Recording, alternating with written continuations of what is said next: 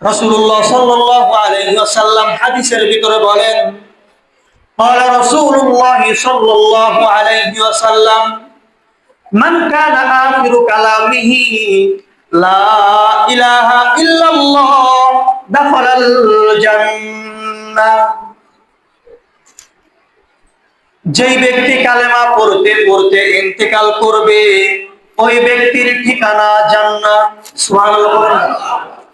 যে ব্যক্তি কালেমা পড়বে, কালেমা পড়তে পড়তে ইন্তেকাল করবে ওই ব্যক্তির ঠিকানা হয়ে যাবে জান্নাত।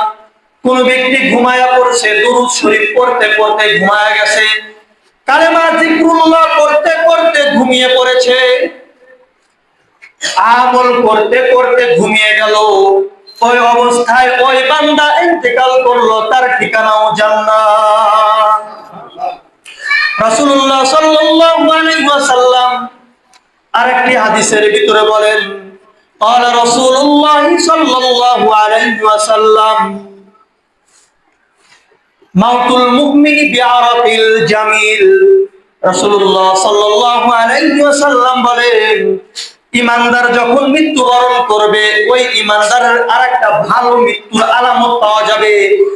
ওই ঈমানদার ইন্তেকাল করবে, তার কপাল দিয়ে ঘাম ঝরে যাবে। সুবহানাল্লাহ। তাহলে বুঝে নেবেন, একজন ব্যক্তি ইন্তেকাল করেছে, তার কপাল দিয়ে ঘাম ঝরতেছে, তাহলে বুঝে নেবেন তার মৃত্যুটা ভালো, তার মৃত্যুটা ভালো। কিন্তু কপাল দিয়ে ঘাম ঝরছে না, এজন্য আবার মনে করিয়েন না যে এই মৃত্যু ভালো হবে না।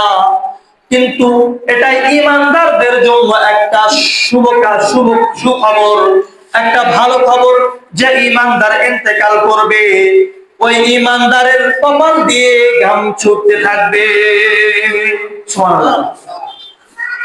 রাসূলুল্লাহ সাল্লাল্লাহু আলাইহি ওয়াসাল্লাম আরেকটি হাদিসের ভিতরে বলেন, মা মিন মুসলিমিন ইয়ামুতু ইয়াওমাল জুমআ আও লাইলাতাল জুমআ।